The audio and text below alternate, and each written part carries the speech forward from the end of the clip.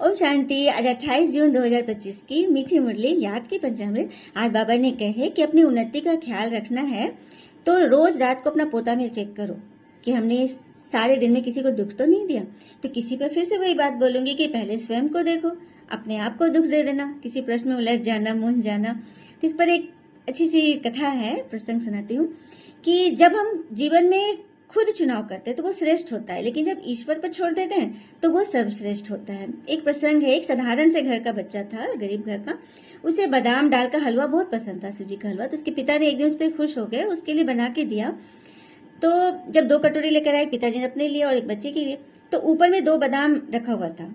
तो बच्चे ने वही वाला चुना नेचुरली, लेकिन जब वो खाया तो सिर्फ 2 ही बादाम मिले और पिताजी जब खाए तो उसके अंदर 4 बादाम थे। तो इसने सीख लिया कि अब से मैं ये करूंगा। वो बोला कि ऐसा क्यों है पिताजी?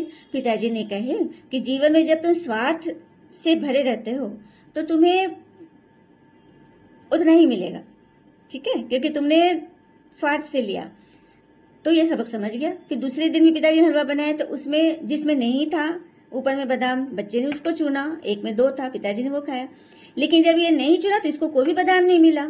तो फिर उलझ गया। पिताजी ने कहा कि पता है, जीवन हमें हमेशा नई सबक सिखाती है। कभी ऐसा होता है कि हम चाहते हैं लेकिन वो हमें नहीं मिलता है, इसलिए हर चीज से सबक लेकर बुद्धि लगानी है। तो बोला ठीक है। तीसरे दिन भी वैसा ही था, एक पे 2 बादाम और एक में नहीं। तो इसने बस बोला कि अब नहीं, अब मैं पापा को ही बोलता हूँ, पापा आप तो घर के मुखिया हो, आप ही चुनो ना। तो फिर पापा ने कैसा दिया होगा? जब ये बादाम खाया तो उसमें 8 बादाम थे हलवे में।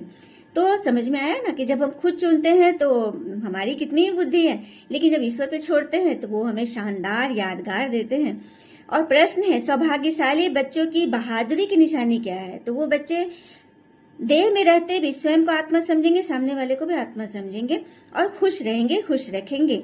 धारणा है, मुख से सदैव बाबा बाबा निकलता रहे। क्यों निकलता रहे? क्योंकि भगवान के अलावा हमारे पास कोई ऑप्शन ही नहीं है।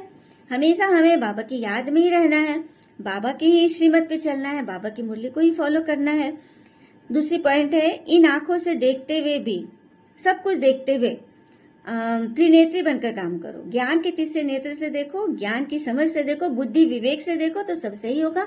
वरदान है, हर सेकेंड हर संकल्प को अमूल्य रीति से बिताने वाले अनमोल रतन बनते हैं। तो हर सेकेंड हर संकल्प बस ईश्वर की याद से चलिए, श्रीमत पे चलिए तो सब कुछ आपका श्रेष्ठ होगा, सर्वश्रेष्ठ होगा। और स्लोगन है, योग युक्त रहने वाले बच्चे को सबका सहयोग, सबका साथ सदैव मिलता है। तो ईश्वर पे भरोसा रखिए और चलते चलिए। ओम शांति। शुक्रिया बाबा, शुक्रिया बाबा के प्यार।